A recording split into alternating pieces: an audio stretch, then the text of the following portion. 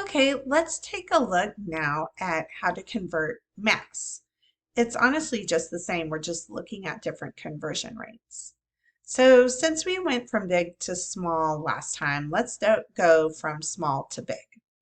So let's do number 10, 128 ounces as pounds. I'm going to make my T-chart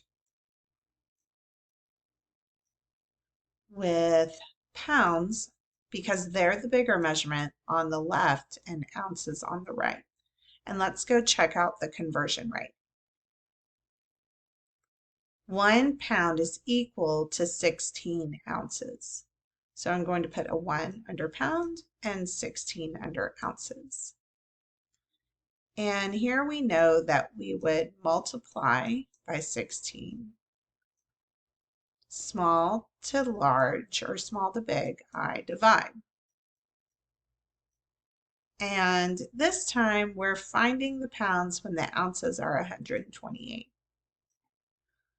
So technically we are doing 16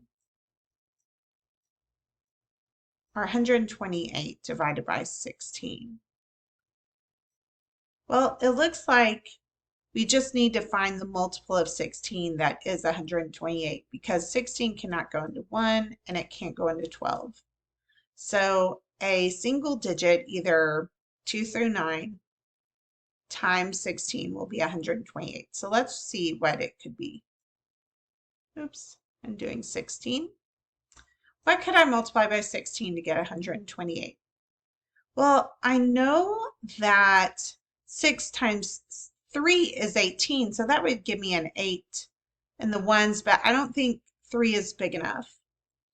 The next number that I could multiply by 16 to get an 8 in the ones place value is 8 because 6 times 8 is 48. So let's try 16 times 8. So 6 times 8 is 48.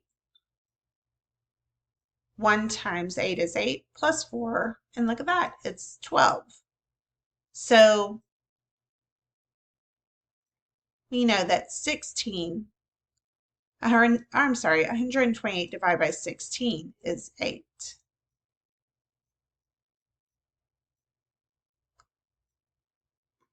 So 128 ounces is equal to 8 pounds.